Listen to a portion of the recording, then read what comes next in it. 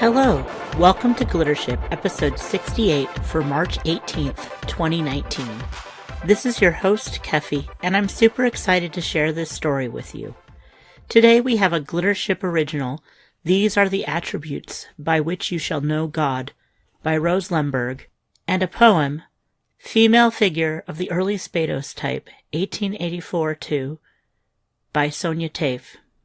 This episode is part of the newest Glittership issue, which was just released and is available for purchase at glittership.com/buy and on Kindle, Nook, Kobo, and now Gumroad. If you're one of our Patreon supporters, you should have access to the new issue waiting for you when you log in.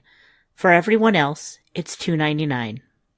Glittership is also part of the Audible trial program. This means that just by listening to Glittership, you are eligible for a free 30-day membership on Audible and a free audiobook to keep.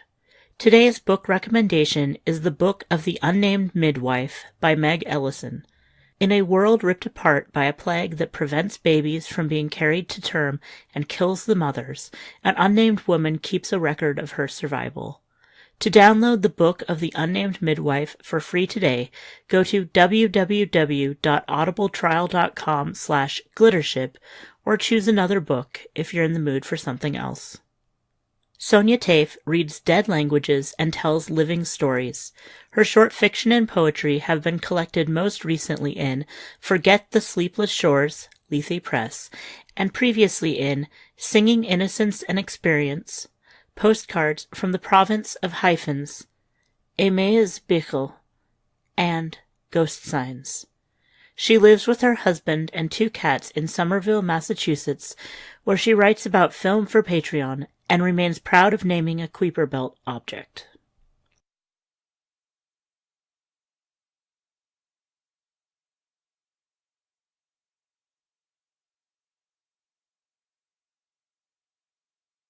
Female Figure of the Early Spedos Type, 1884-2, by Sonya Taaffe.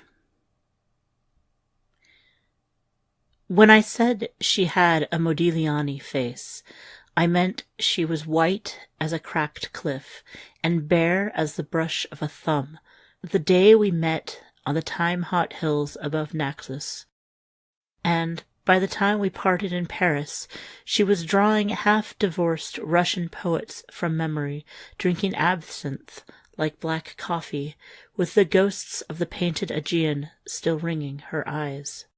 Sometimes she posts self-portraits scratched red as ritual, a badge of black crayon in the plane of her groin. In another 5,000 years, she may tell someone, not me, another one of her names. Our story today is These Are the Attributes by Which You Shall Know God, by Rose Lemberg, read by Bogi Tokac. Bogi Tokac is a Hungarian Jewish agender trans person currently living in the U.S. as a resident alien. Her speculative fiction, poetry, and nonfiction have been published in a variety of venues like Clarkesworld, Apex, Strange Horizons, and podcast on Glittership, among others. You can follow Bogi on Twitter, Instagram, and Patreon, or visit our website at www.prezzy.net. PREZZEY.net. Bogi also recently edited the Lambda Award-winning Transcendent 2, the year's best transgender speculative fiction, 2016, for Lethe Press.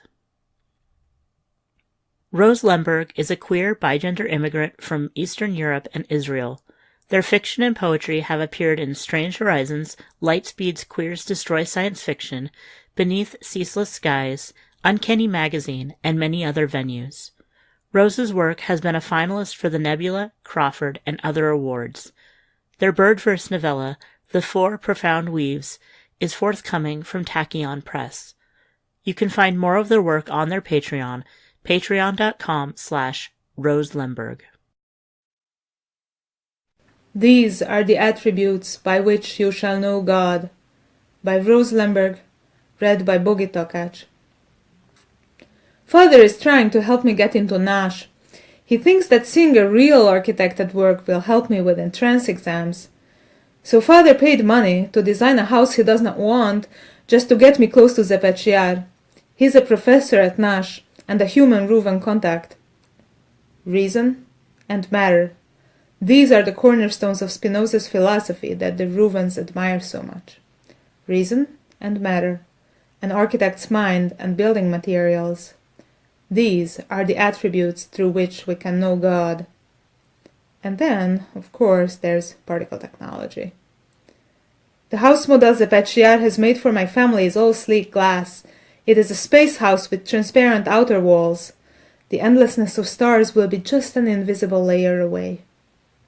"I do not want to live in space," Dad hisses. Father hushes them. Zepechiar's model for our new house is cubical, angular, with a retro-modern flair. The kitchen is the only part of it that does not rotate, a small nod to Dad's desire for domesticity. Outside of the kitchen capsule, the living spaces are all zero-G with floating furniture that assembles itself out of thin air and adapts to the body's curves. There is no privacy in the house, but nobody will be looking out there in space between the expanses of the void. "Bringing the vacuum in is all the rage these days," the architect says. I pretend indifference, doodling in my notebook. It looks like nothing much. Swirls, like the swirls our ancients made to mark the landing sites for Ruva vessels. For thousands of years nobody had remembered the Ruva, and when they returned, they did not want to land anymore on the curls and swirls of patterns made in the fields. They had evolved, using reason. They raised our cities to poor, perfectly level landing sites.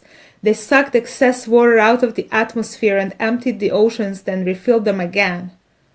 But then they read Spinoza and decided to spare and or save us, because we, too, can know God. If we continued studying Spinoza, Ruvans said, we'd be enlightened and would not need sparing or saving. I want to build something that curls and twists between hills, but hills have been raised after the Ruva arrived.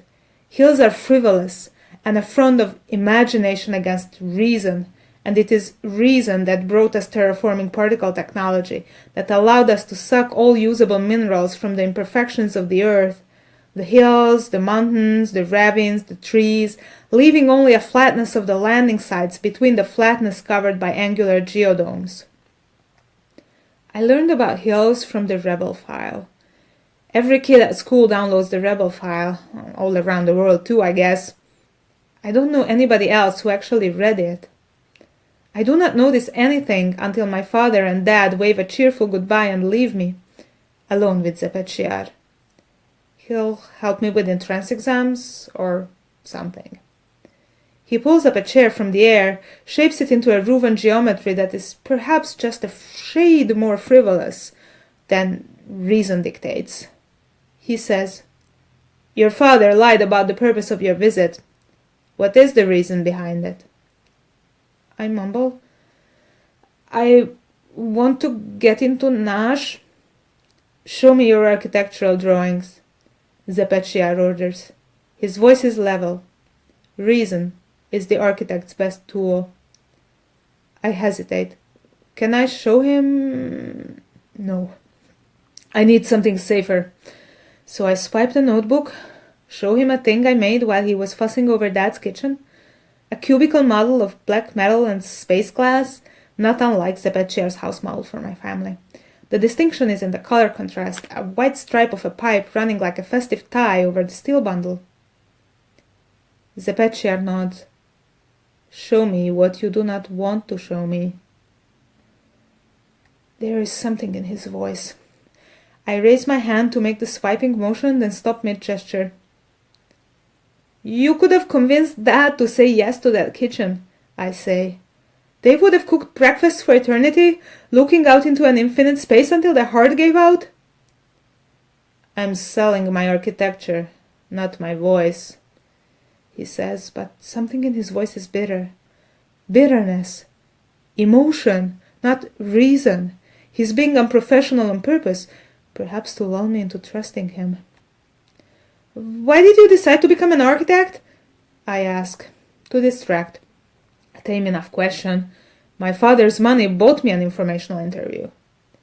Architecture is an ultimate act of reason, Zepechiar says. It's such a Ruvan thing to say. I must have read it 100 times in hundreds of preparatory articles. I teach this in the intro course. Architecture is key to that which contains us. Houses, ships, the universe. The universe is the ultimate container. The universe is God. God is a container of all things. We learn from Spinoza that we can only know God through reason, and that is why we approach God through architecture. If God contains all things, would God contain swirls, hills, leviathans? The thing you do not want to show me? Says Zepechiar. His voice lilts just a bit, and I am taken in. I swipe my hand over the notebook to show Zepechiar what will certainly disqualify me from NASH. It is a boat that curves and undulates. Its sides are decorated in pinwheel and spiral designs.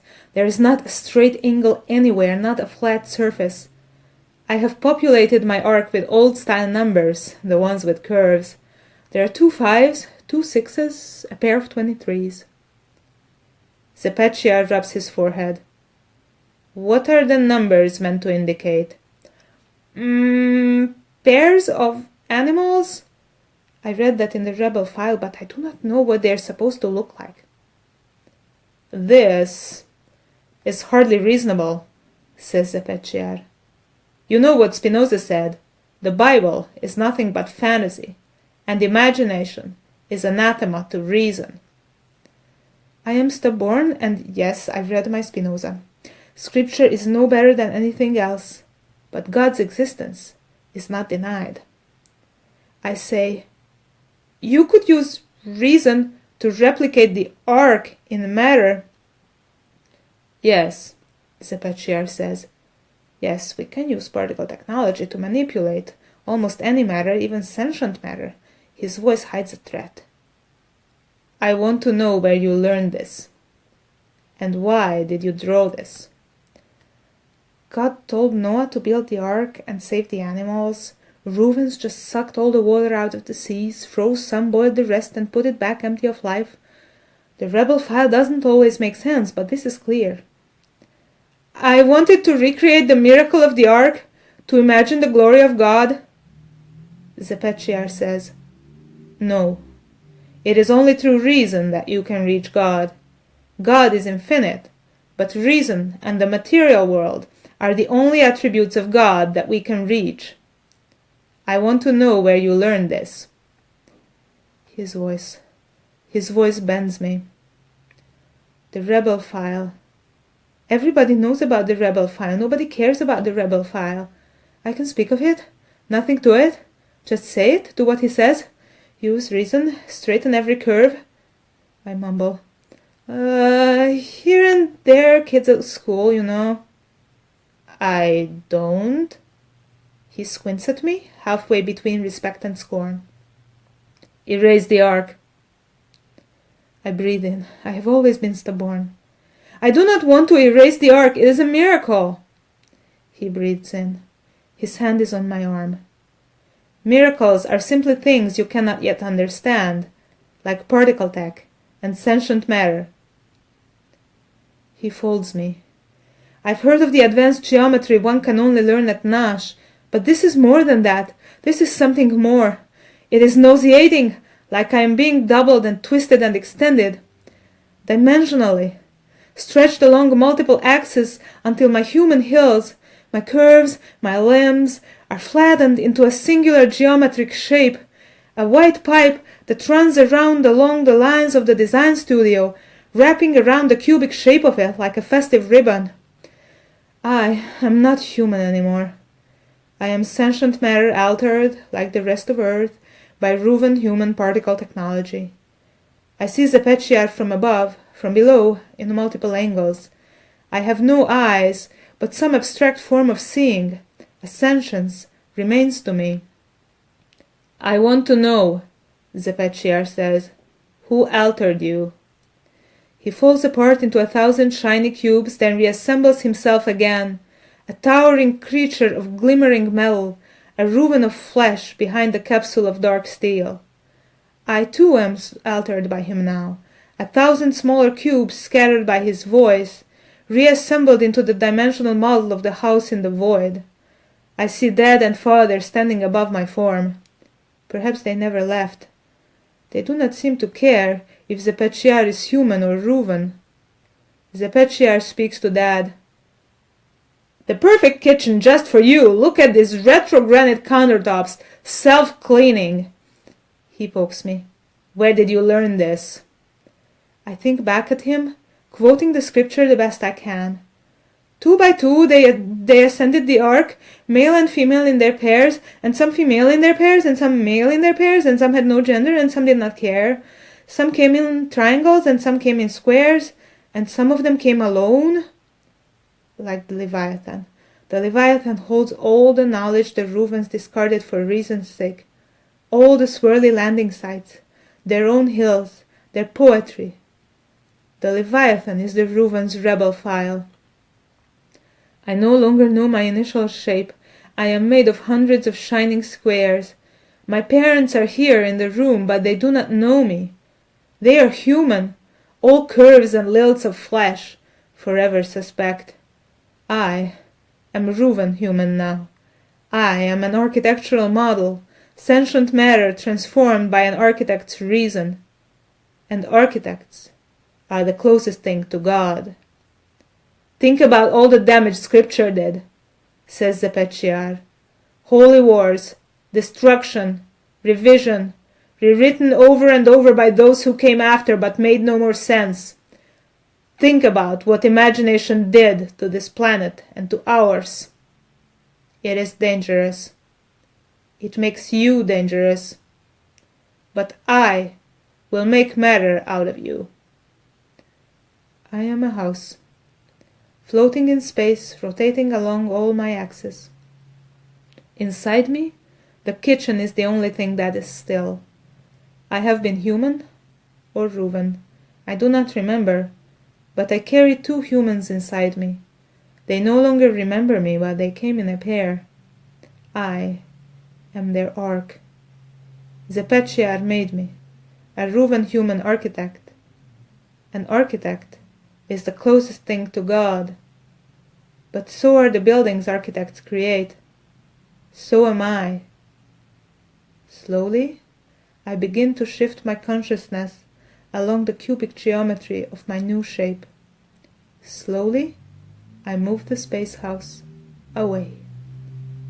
Where, in the darkest of space, there swims a Leviathan. Female figure of the early Spedos type, 1884-2, is copyright Sonya Taaffe, 2019. These are the attributes by which you shall know God is copyright Rose Lemberg, 2019. This recording is a Creative Commons Attribution Non-Commercial No Derivatives license, which means you can share it with anyone you'd like, but please don't change or sell it. Our theme is Aurora Borealis by Bird Creek, available through the Google Audio Library. You can support Glittership by checking out our Patreon at patreon.com/Kefi, subscribing to our feed, leaving reviews on iTunes, or buying your own copy of the summer 2018 issue at www.glittership.com/buy. You can also support us by picking up a free audiobook at www.audibletrial.com/glittership. Thanks for listening, and we'll be back soon with a reprint of Ratcatcher by Amy Griswold.